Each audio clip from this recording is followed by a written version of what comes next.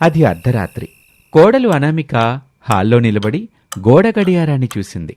Time 1 దాటింది. ఇప్పుడు అత్తేం లేపడం అంత మంచిది కాదు, కానీ తప్పదు, లేపాలి. డాబా పైన పడుకోవాలి.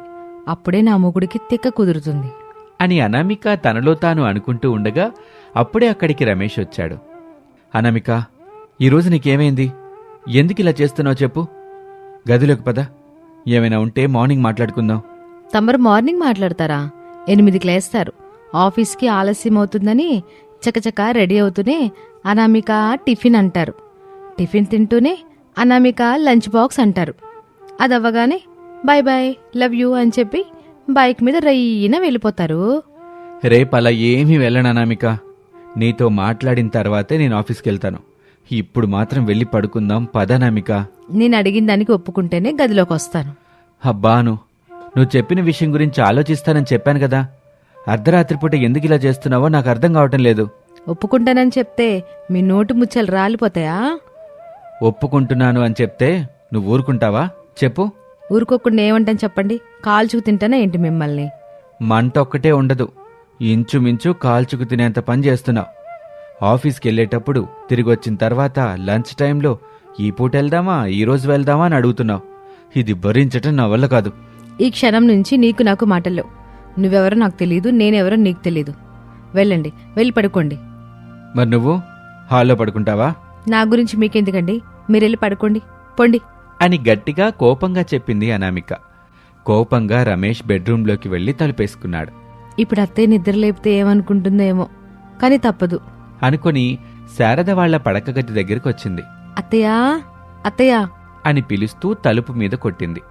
శారద నిద్రమబ్బుతో తలుపు తెరిచింది. కోడలు అనామిక కనిపించింది.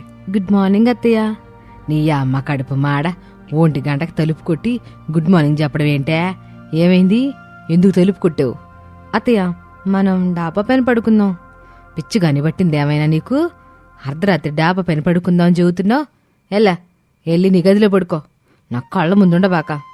అది కాదత్తయ్య, రూమ్లో నిద్ర రావట్లేదు, చాలా వేడిగా ఉంది. డాబా పైన చల్లగా ఉంటుంది కదా, ప్లీజ్ అత్తయ్య, ఇద్దరం వెళ్ళి డాబా పైన పడుకుందాం. రూమ్ వేడిగా ఉండడం ఏంటే? కూలర్ ఉందిగా, వేసుకొని పడుకో. కూలర్ వేసినా రూమ్ కూలింగ్ లేదత్తయ్య, నాకు నిద్ర పట్టడం లేదు. ప్లీజ్ అత్తయ్య, నా కోసం రండి, డాబా పైన పడుకుందాం. నువ్వు ఒకదానివి. ఈరోజు ఏమైందే? తల దిండు దుప్పటి తీసుకొత్త నాగు.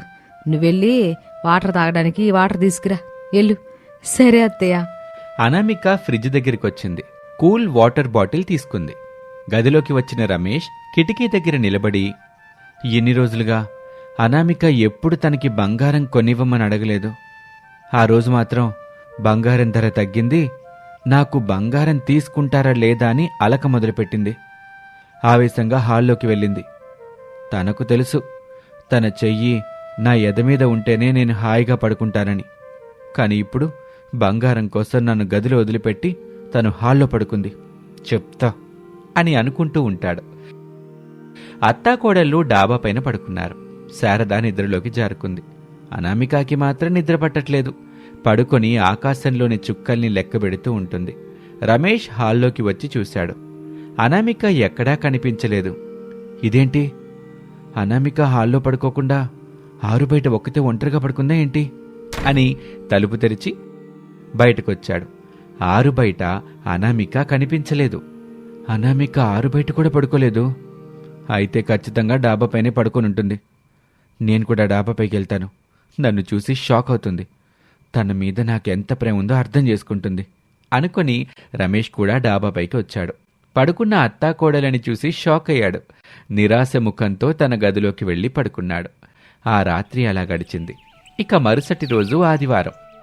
శారదా ప్రసాదులు ఇంట్లో లేరు. రమేష్ ఎంత పిలిచినా అనామిక పలకటం లేదు. రమేష్తో మాట్లాడడం లేదు అనామిక. అలిగింది.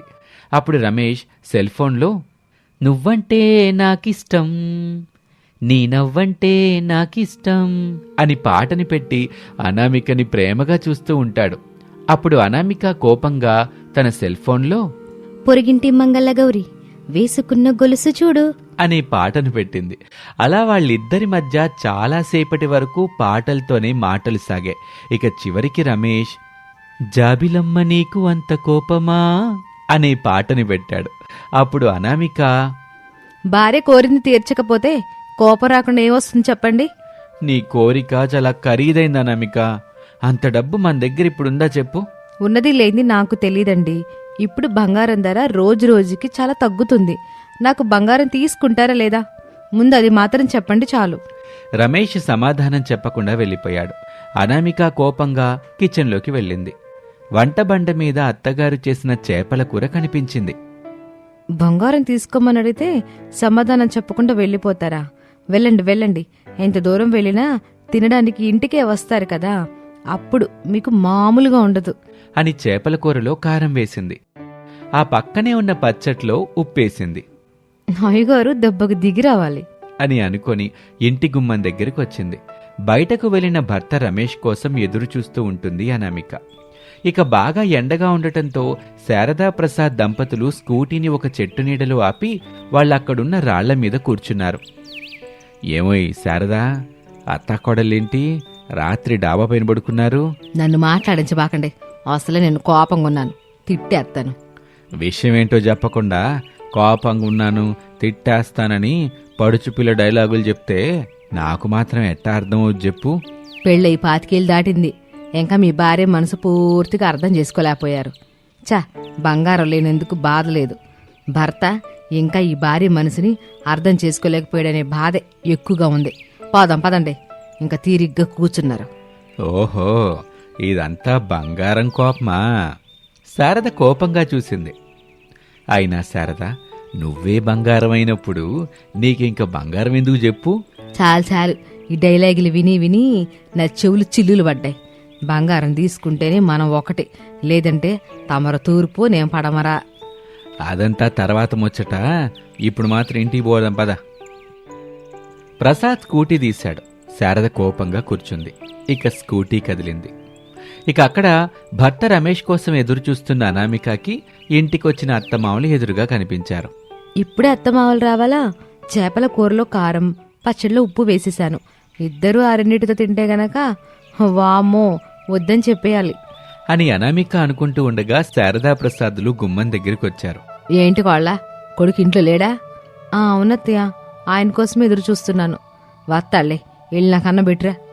శారదా, నేను కూడా ఇంకా అన్నం తినలేదు. నేను అడిగిన దానికి తమరు ఒప్పుకుంటేనే నేను మీ గురించి ఆలోచిస్తాను అని శారద లోపలికి వెళ్ళింది. ప్రసాద్ కూడా ఏమీ మాట్లాడకుండా అలా లోపలికి వెళ్ళాడు. అత్తమామల మధ్య కూడా బంగారం కూడా మొదలైనట్టుంది. అయితే డాబా పైన పడుకున్నారండి అత్తయ్య అని నిన్ను పిలవాల్సిన అవసరం లేదన్నమాట అని అనుకుంటూ ఉండగా ఇంట్లో నుంచి అత్తమామల అరుపులు. కారం కారం. అబ్బా, ఏంటి ఉప్పు అంటూ అత్తమామల కేకలు వినిపించాయి. అనామిక పరుగున వాళ్ల దగ్గరకొచ్చింది. అత్తమామల కళ్ళల్లో నుంచి నీళ్లుగారుతూ ఉంటాయి. ఏమ్మా, చూసుకోలేదా తల్లి, పచ్చట్లో మొత్తం ఉప్పే వేశావు అంటూ వెళ్ళిపోయాడు. ఏంటి ఈ వంటలో బుర్రా బుద్ధి ఎక్కడ విట్టావు? అది అత్తయ్య, ఇది మీ అబ్బాయి మీద కోపంతో చేశాను.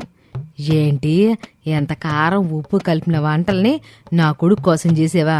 నీకే పోయే కాలం వచ్చిందే. నా కొడుకు నిన్ను బాగానే చూసుకుంటున్నాడుగా.